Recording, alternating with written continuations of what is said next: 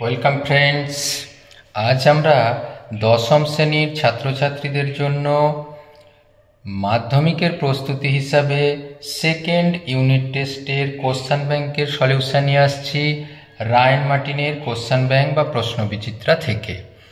আজ আমরা দশম শ্রেণীর ছাত্রছাত্রীদের জন্য সেকেন্ড ইউনিট টেস্টের কোশ্চেন পেপার 22 অর্থাৎ নবাব বাহাদুর ইনস্টিটিউশন একটি বিখ্যাত স্কুলের কোশ্চেনগুলো নিয়ে আলোচনা করব।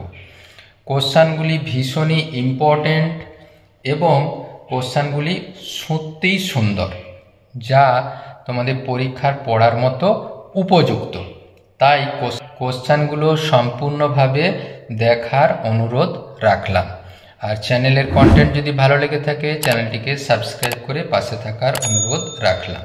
দেখো, একের দাগের একটি যৌথ ব্যবসায় পল্লবী 500 টাকা 9 মাসের জন্য, রিজিয়া 600 টাকা কয়েক মাসের জন্য নিয়োজিত করে।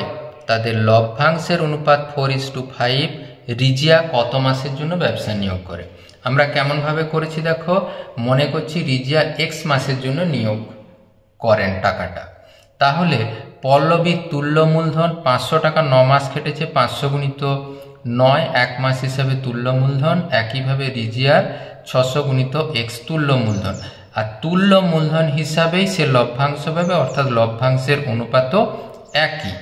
সেখান থেকে দেখো কাটাকুটি করে আমরা পেয়েছি এই 4 2 8, 8x = 75, x = 75/8, অর্থাৎ আমাদের option D is the right answer. দুয়ের দাগের প্রবলেম দেখো, কে এর মান কত হলে x² + kx + 2 সমীকরণের একটি বীজ 2 হবে? বীজ যদি 2 হয় ওই সমীকরণকে স্যাটিসফাই করে বা সিদ্ধ করে। ওই সমীকরণে x এর জায়গায় আমরা 2 বসিয়ে দিয়েছি, এদের 2a² k × 2 + 2। এখান থেকে দেখো k এর মান পেয়েছি -6/2 -3, অর্থাৎ option C is the right answer. পরে দেখো a varies as BC, B varies as CA হলে প্রদত্ত কোনটি সত্য? আমরা দেখো ভেদ তুলে দিয়ে ভেদ ধ্রুবক দিয়ে গুণ করেছি, এক্ষেত্রে ভেদ ধ্রুবক k1, এক্ষেত্রে ভেদ ধ্রুবক k2।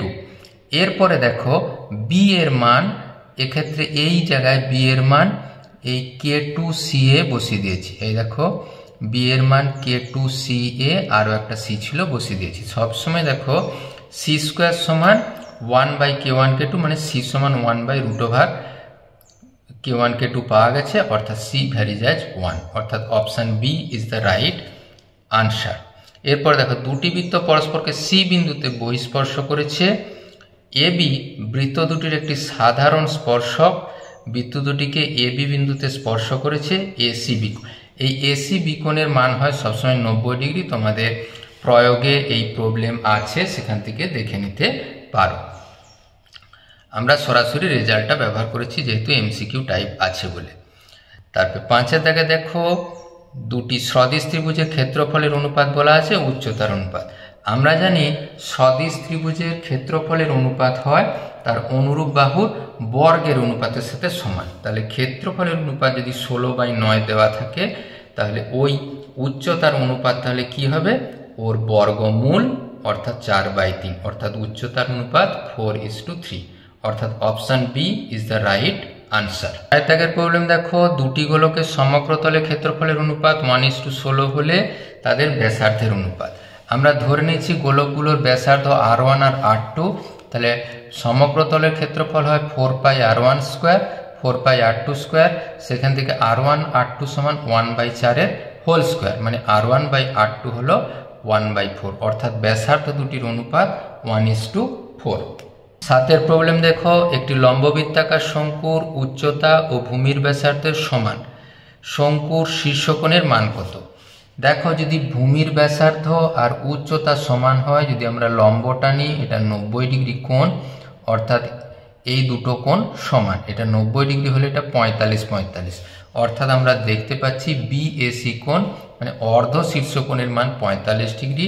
তাহলে টোটাল শীর্ষকোণের মান কত হবে? 45 ডিগ্রি গুণিত 2 মানে 90 ডিগ্রি।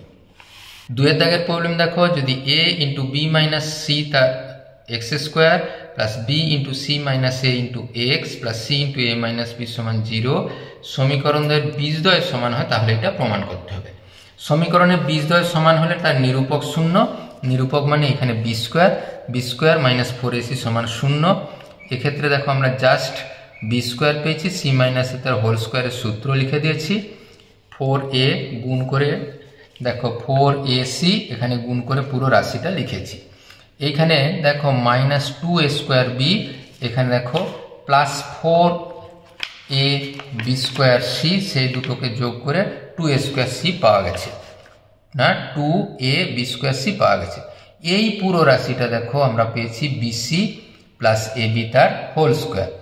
এরপর দেখো এই যে দুটো রাশি ছিল সেখান থেকে 2 ইন্টু 2ac অর্থাৎ 4ac কমন নিলে পড়ে থাকে দেখো বিসি প্লাস এ বি, আর এই 4a স্কোয়ার সি স্কোয়ার যেটা ছিল সেটাকে লিখছি 2ac তার হোল স্কোয়ার, অর্থাৎ এস পুরোটা দেখো a square minus 2ab plus b square, অর্থাৎ এ মাইনাস বি তার হোল স্কোয়ার। আর বর্গ রাশি শূন্য হলে সেটা নিজে নিজে শূন্য হবে। পুরো রাশিটাকে দেখো এবিসি দিয়ে ভাগ করেছি, যে বিসি বাই এবিসি মানে 1/a পাওয়া যাবে, AB by ABC 1/c, 2ac by ABC মানে 2/b। এইভাবে প্রমাণ করা সম্ভব হলো। দাগের প্রবলেম দেখো, ত্রিভুজ এবিসি এর এবিসি কোণ 90 ডিগ্রি, বিডি এসির উপর লম্ব, বিডি 12 সেমি, এডি 10 সেমি হলে সিডির দৈর্ঘ্য হিসাব করতে হবে। এরপর দেখো এই যে দুটো ত্রিভুজ আমরা এবিডি আর বিডিসি, এবিডি বিডিসি, এই দুটো ত্রিভুজ থেকে যখন আমরা পাই, দেখবে এটা যখন 90 ডিগ্রি কোণ, এটা একই কোণ, এই দুটো কোণ সমান সমান, অর্থাৎ এই দুটো ত্রিভুজ সর্বসম। আমরা এর উপপাদ্য থেকেও পেরেছি সমকৌণিক বিন্দু থেকে অতিভুজের উপর লম্ব টানলে ও লম্বের উভয় পার্শ্বস্থিত ত্রিভুজগুলো সদিশ, ওটা না করেও বলে দেওয়া যায়। তাহলে সদিশ হলে দেখো, সদিশ হলে অনুরূপ বাহুর অনুপাত সমান, এই ত্রিভুজ থেকে পাই এডি বাই বিডি সমান বিডি বাই ডিসি, সেখান থেকে পাবো দেখো BD into BD BD square, এডি ইন্টু ডিসি। তাহলে ডিসির মান কত হবে, এই 12 গুণিত 12/10 মানে 1 এই একে 10 দিয়ে ভাগ করলে 14.4, অর্থাৎ সিডির মান 14.4 সেমি।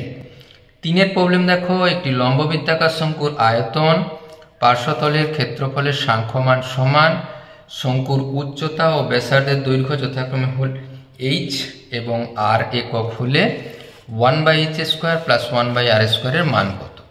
আমরা ধরে নিয়েছি ব্যাসার্ধ আর একক, তির্যক উচ্চতা এল একক, আর আমরা জানি কি এল স্কোয়ার সমান H square plus r square, অবশ্যই এইচ হচ্ছে তার উচ্চতা। আয়তন কত, 1/3 পাই আর স্কোয়ার এইচ, পার্শ্বতলের ক্ষেত্রফল পাই আর এল, পাই আর আর কেটে দিয়ে দেখো আর h/3 সমান এল ছিল, হোল স্কোয়ার করেছি উভয় পাশে, আর স্কোয়ার এইচ স্কোয়ার বাই 9 সমান এল স্কোয়ার সমান H square plus r square. এরপরে কি হয়েছে, এই আর স্কোয়ার এইচ স্কোয়ার এপাশে নিচে নামিয়ে দিয়েছি। দেখো আমরা বিচ্ছেদ নিয়ম ব্যবহার করে পেয়েছি, একটা অংশ কেটেছি 1/h স্কোয়ার আর 1/r স্কোয়ার, তার মান 1/9 সাথে সমান। 4 প্রবলেম দেখো, একটি নিরেট অর্ধগোলকের সমগ্রতলের ক্ষেত্রফল এস, আয়তন ভি, উচ্চতা এইচ হলে v/sh এর মান।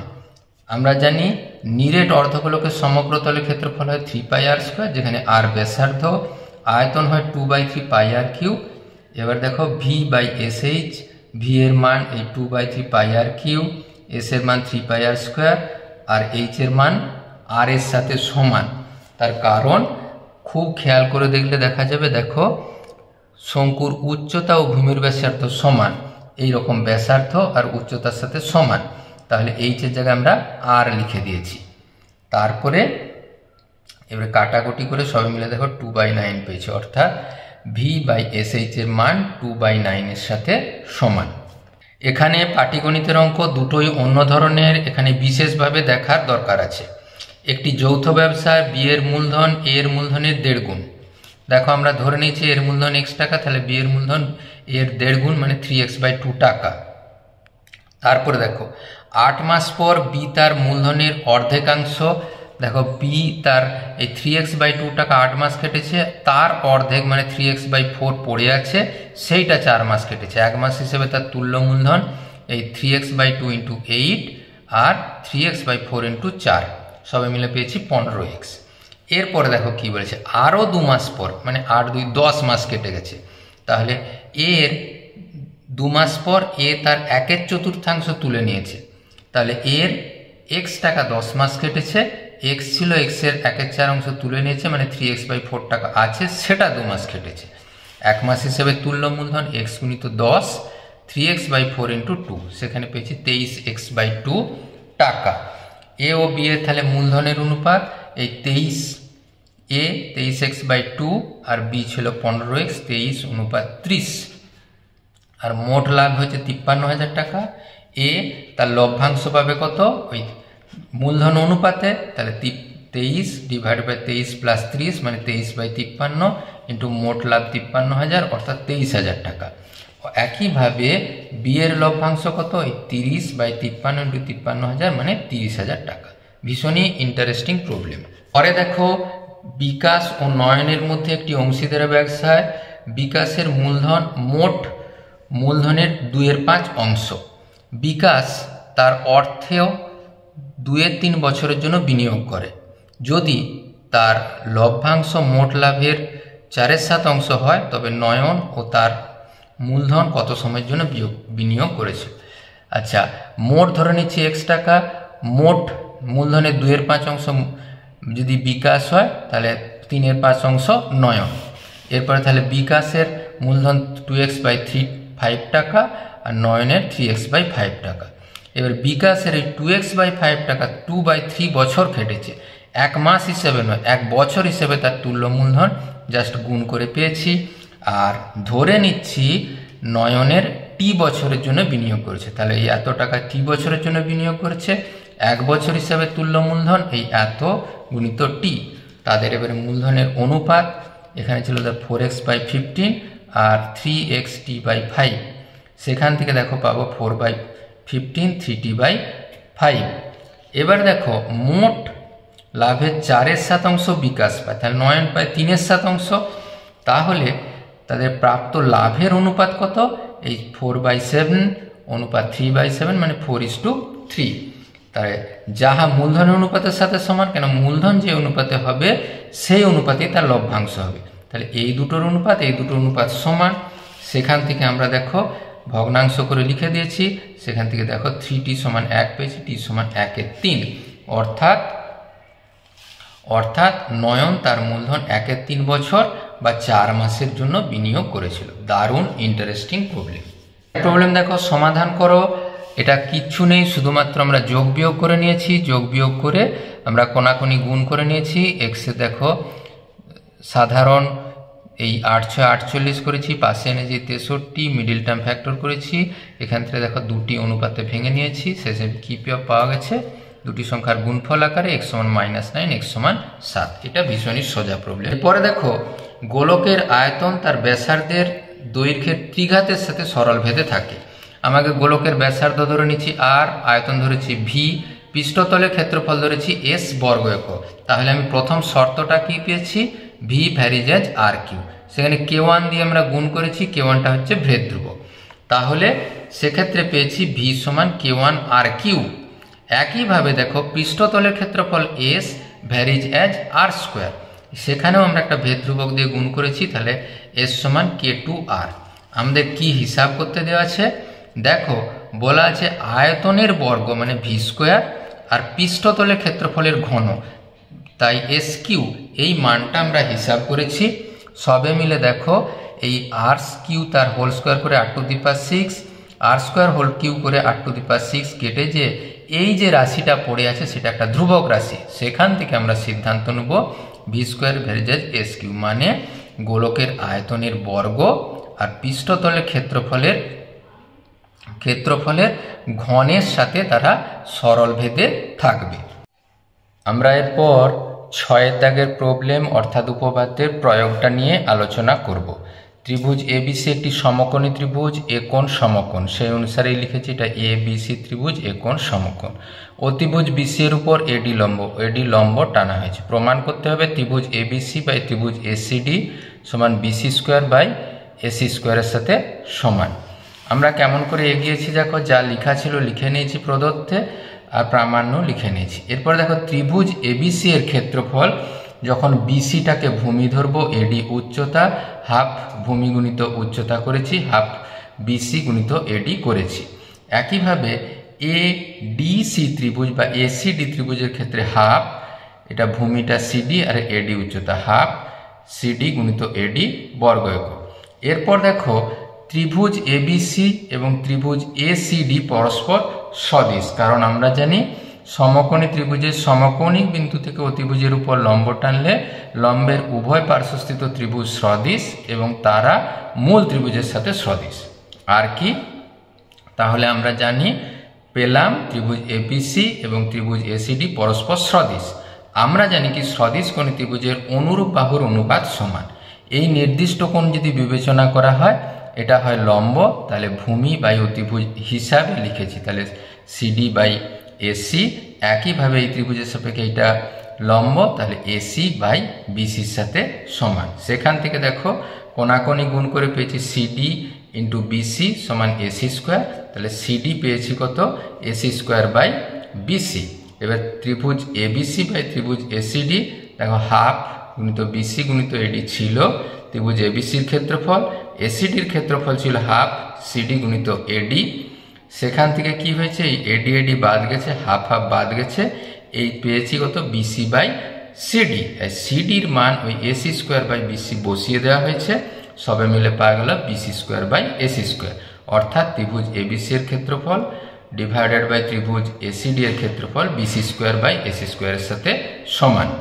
পরিমিতির অঙ্ক দেখো 2 সেমি 12 সেমি, এটা ব্যাস বিশিষ্ট দুটি নিরেট গোলককে গলিয়ে এত ডেসিমি পুরু ফাঁপা গোলকে পরিণত করলে নূতন গোলকের বাইরের বক্রতলের ক্ষেত্রফল কত। তাহলে আমরা একেবারে প্রমাণের সাপেক্ষে কি করছি, 2 সেমি যার ব্যাস তার নিরেট গোলকের আয়তন 4/3 পাই আর কিউ, আর এর জায়গায় কিন্তু 2/2 মানে 1 এর কিউ।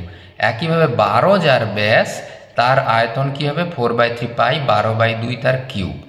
আবার নূতন গোলকটার অন্তর্ব্যাস ধরছি আর সেমি, তাহলে বহির্ব্যাস আর প্লাস 1, কেন, এই 0.1 ডেসিমি সমান 1 সেমি, তাহলে ফাঁপা গোলকের আয়তন কত হয়, 4/3 পাই বহির্ব্যাসার্ধের কিউব মাইনাস 4/3 পাই অন্তর্ব্যাসার্ধের কিউব ঘন সেমি। এইটাই কত, এইটাই দেখো এই গোলককে গলিয়ে পাওয়া গেছে, মানে এদের আয়তনের সাথে সমান। 4/3 পাই কেটে নিয়েছি, 1 এর কিউ পেয়েছি 1 আর 6 এর কিউ 216, সবে মিলে 217। বাম পাশে আনতে কি হয়েছে, এই 217 থেকে 1 বাদ দিয়ে মাইনাস 216 পাওয়া গেছে, 3টা বাদ দিয়ে দিয়েছি, আমরা পেয়েছি আর স্কোয়ার প্লাস আর মাইনাস 72 সমান 0, 9 8 72, সবে মিলে পেয়েছি আর প্লাস 9 ইন্টু আর মাইনাস 8 সমান 0। এই আর মাইনাস 8 সমান 0 থেকে পেয়েছি আর সমান 8, আবার একইভাবে আর প্লাস 9 থেকে পেয়েছি আর সমান মাইনাস 9, কিন্তু এটা অসম্ভব, কেন ব্যাসার্ধ ঋণাত্মক হতে পারে না। তাহলে গোলকের অন্তর্ব্যাসার্ধ হলো 8 সেমি, বহির্ব্যাসার্ধ 9 সেমি।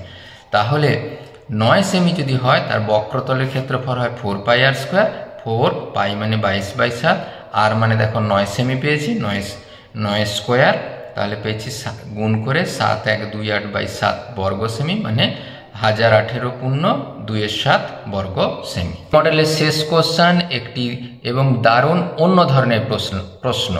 একটি লম্ববৃত্তাকার শঙ্কুর উচ্চতা, বক্রতলের ক্ষেত্রফল ও ঘনফল এইচ এস এবং ভি হলে তাহলে এটা প্রমাণ করতে হবে। একেবারে সহজ করে আমরা কীরকম করে দেখেছি, লম্ববৃত্তাকার শঙ্কুর ভূমির ব্যাসার্ধ আর একক, উচ্চতা এইচ একক, বক্রতলের ক্ষেত্রফল এস বর্গ একক, আয়তন বা ঘনফল ভি ঘন একক। আর আমরা জানি তির্যক উচ্চতা স্কোয়ার সমান উচ্চতা স্কোয়ার প্লাস ভূমির ব্যাসার্ধের স্কোয়ার। আমরা জানি কি বক্রতলের ক্ষেত্রফল পাই আর এল, সেটাই এস, আর শঙ্কুর আয়তন 1/3 পাই আর স্কোয়ার আইস, সেটাই ভি। এরপর দেখো এই ভি এর জায়গায় আমরা 1/3 পাই আর স্কোয়ার এইচ বসিয়ে দিয়েছি, এস এর জায়গায় পাই আর এল বসিয়ে দিয়েছি, এই ভি এর জায়গায় 1/3 পাই আর স্কোয়ার এইচ বসিয়ে দিয়েছি। আবার দেখো তাহলে আমরা কি পেয়েছি, এই 3 3 কাটার পরে পাই গুণিত pi pi square r square h গুণিত h q h to the power 4। এই পাই আর এল এর হোল স্কোয়ার মানে pi square r square, h square ছিল এখানে এল স্কোয়ার লিখে দিয়েছি। এই দেখো 1 এর 3 এর হোল স্কোয়ার 1 এর 9, 9 9 কেটে গেছে, pi square r to the power 4 h square. এরপরে এল স্কোয়ারের জায়গায় h square plus r square লিখেছি। তারপরে এটা সরাসরি গুণ করে দিয়েছে, তাহলে pi square r square h to the power 4 pi square r to the power 4 h square. সবগুলো দেখো আমরা এইটার সাথে বাদ গেছে প্লাস মাইনাস, এটার সাথে বাদ গেছে, সবে মিলে 0। দারুণ গুরুত্বপূর্ণ সমস্যা, তোমাদের পরীক্ষায় পড়ার উপযুক্ত। আজকের ভিডিও কেমন লাগলো অবশ্যই কমেন্ট বক্সে লিখতে ভুলো না। Thank you for watching this video.